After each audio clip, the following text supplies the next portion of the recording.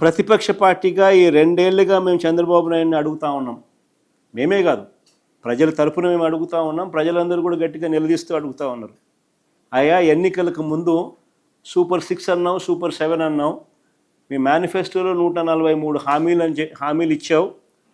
వీటి సంగతి ఏమిటయ్యా అని చంద్రబాబు నాయుడు గారిని గట్టిగా ప్రజలు అడుగుతూ ఉన్నారు.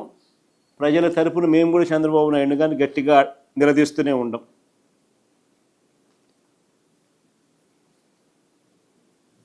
ఈ చంద్రబాబు నాయుడు గారు పెట్టిన మేనిఫెస్టోలో పెట్టిన ఈ హామీలలో ప్రస్తావిస్తూ ఒకసారి గమనిస్తే ఈ పెద్ద మనిషి పెట్రోలు డీజిల్ రేట్లు ఇప్పుడు హాట్ టాపిక్. ఇది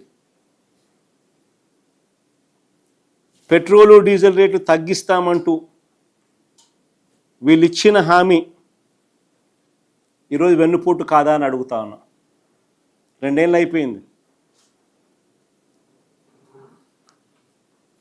ఆశ్చర్యం కలిగించే విషయం ఏమిటంటే చంద్రబాబు నాయుడు గారి హయాంలో 2014 నుంచి 19 మధ్య ఏ రేట్లు అయితే ఉన్నాయో అవి చూపించము ఒకసారి ఆ టేబుల్. ఆ రేట్లే మా హయాంలో ఉన్నాయి. కేవలం ₹1 మాత్రమే మేము అదనంగా పెంచింది.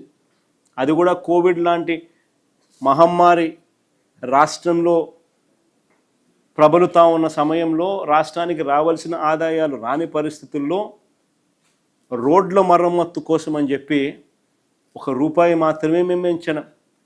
చంద్రబాబు నాయుడు గారు హయాంలో అసలు చూడండి ఒకసారి ఎన్ని కూడా ఎప్పుడెప్పుడు రేట్లు పెరిగినాయనంటే దీనికి సంబంధించిన జీవోలు కూడా చూపిస్తారు. చంద్రబాబు నాయుడు గారు ప్రయర్ టు 2015 పెట్రోల్ మీద డీజిల్ మీద ఉన్న ట్యాక్సులు 31% వ్యాటు, 22.5% వ్యాటు 5th ఫిబ్రవరి 2015 అంటే చంద్రబాబు నాయుడు గారు ముఖ్యమంత్రిగా ఉంటూ 5వ తారీఖున ఫిబ్రవరి 5వ తారీఖున 2015 31% వ్యాటు ప్లస్ ₹4 పర్ లీటర్ ఈయన మోదినాడు. 22.5% వ్యాటు ప్లస్ ₹4 పర్ లీటర్ ఈయన మోదిందే. అది 2015 ఆ జీవో ఒకసారి చూపించమ్మా ఒకసారి. ఇది 2015 చంద్రబాబు నాయుడు గారు స్వయంగా జీవో ఇష్యూ చేసి మోదనం మొదలెట్టిన జీవో ఇది. ఈ పక్క రైట్ సైడ్ చూడండి అమ్మా ఒకసారి. రైట్ సైడ్ చూస్తే మీరు in the said schedule in the table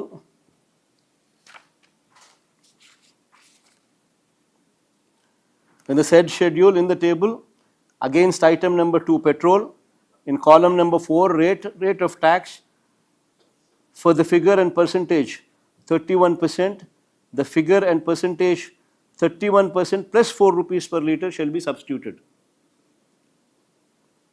In the said schedule, in table against item number 5, all kinds of diesel oils including C9, in column number 4, rate of tax for the figure and percentage 22.5, the figure and percentage 22.5 plus ₹4 per litre shall be substituted. ఈయన ఇచ్చిన GO ఈయన హయాంలో ఈయనిస్తే మేము Covid లాంటి మహమ్మారి సమయంలో 2020 September 19న మేము Covid లాంటి మహమ్మారి సమయంలో రాష్ట్రానికి సంబంధించిన ఆదాయాలు రాని పరిస్థితుల మధ్య రోడ్లు బాగు చేయడం కోసం అని చెప్పి ₹1 రోడ్ సెస్ కింద రోడ్ ట్యాక్స్ వేసినాం. అంతే మేము చేసినాం, అంతకన్నా మేము ఏం పెంచలా. దీన్ని చంద్రబాబు నాయుడు, పవన్ కళ్యాణ్, ఈ లోకేష్ నానా యాగి చేసి ఆ తమిళనాడు బార్డర్కి పోయినారు. ఆ బార్డర్ దగ్గర ఫోటోలు తీసుకొని దాన్ని సెల్ఫీలు తీసి దాని గురించి ఎంతో బాధ్యత అన్నట్టుగా ఒక పోజు కొట్టి మేము అధికారంలోకి వస్తానే ఇవన్నీ కూడా తగ్గించేసేస్తాం, మేము రద్దు చేస్తామని చెప్పి రకరకాలుగా మాట్లాడి అవన్నీ ప్లే చేయగలుగుతారమ్మా? ఆ దొరన్న మాటలు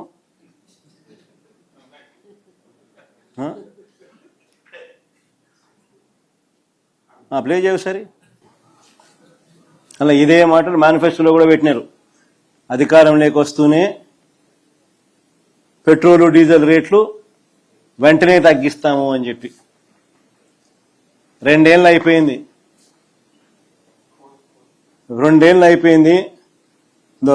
పెట్రోలు ధరలు అధికారంలోకి వస్తానే తగ్గిస్తామని చెప్పి పేపర్లో అడ్వర్టైజ్మెంట్లు, మళ్ళా పేపర్లో అడ్వర్టైజ్మెంట్ అది మళ్ళీ ఆయన రాయడం. 2 ఏళ్ళు అయిపోయింది. రూపాయి తగ్గకపోగా ఇప్పుడు పెట్రోల్ డీజిల్ 4 రూపాయలు పెరిగింది రేటు. నిజంగా ప్రజలు అష్ట కష్టాలు పడతా ఉన్నారు. ఓ పక్కేమో మా ప్రభుత్వ హయాంలో ఉన్న స్కీములన్నీ రద్దు అయిపోయినాయి, ప్రజలకు చేతిలో గవ్వలేదు. చంద్రబాబు నాయుడు ఇస్తాడన్న సూపర్ 6లు సూపర్ 7లు మోసాలుగా తేలిపోయినాయి. ఓ పక్క స్కీములు రద్దు, మరో పక్క ఈయన ఇస్తాననేటివన్నీ మోసాలు, మరో పక్క రైతులకు ఏ పంటకు గిట్టుబాటు ధరలు రాని పరిస్థితి. అతలాకుతలమవుతా ఉన్న గ్రామీణ వ్యవస్థ. పొదుపు సంఘాల అక్క చెల్లెమ్మలకు 0 వడ్డీ రద్దు.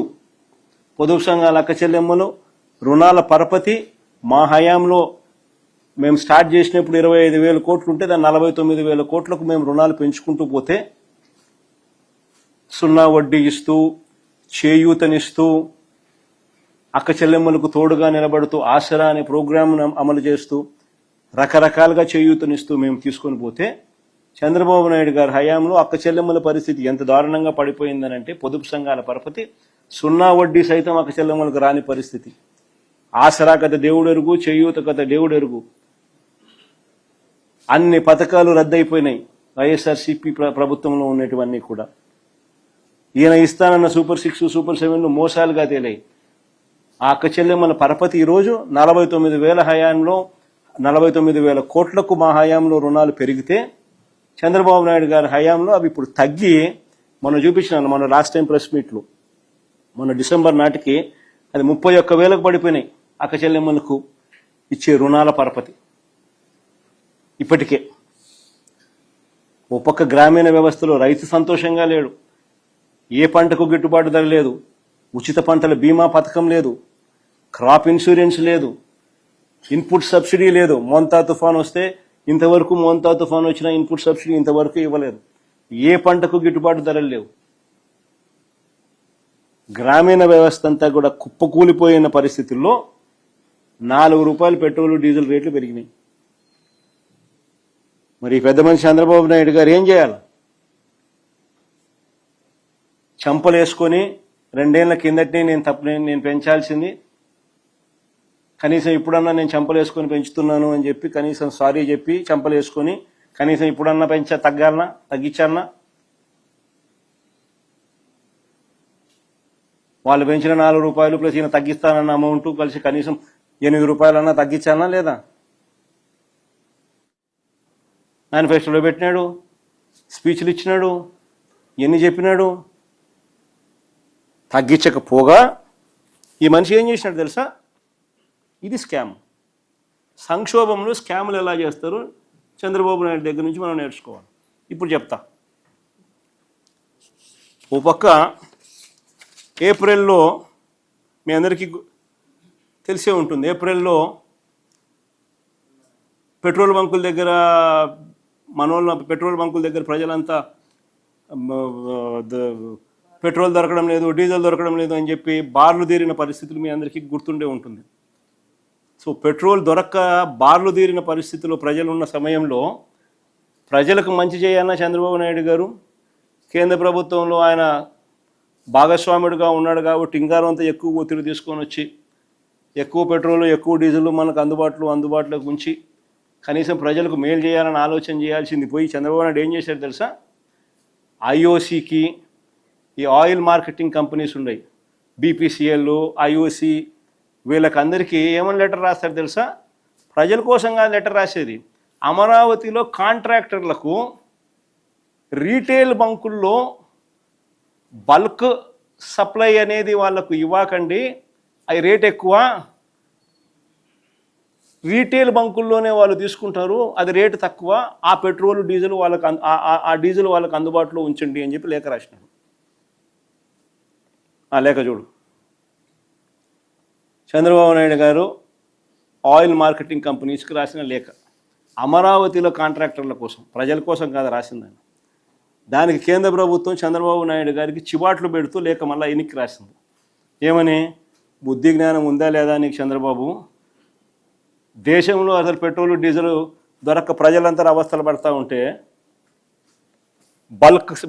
బల్క్ డీజిల్ కొంటే రేట్ ఎక్కువ అని చెప్పి కాంట్రాక్టర్లకు రీటైల్ బంకుల్లో డీజిల్ పోయమని చెప్పి నువ్వు బుద్ధి జ్ఞానం ముందు అడుగుతా ఉన్నావా చంద్రబాబు అని చెప్పి కేంద్ర ప్రభుత్వం చివాట్లు పెడుతూ చంద్రబాబు నాయుడుకి రాసిన లేఖ.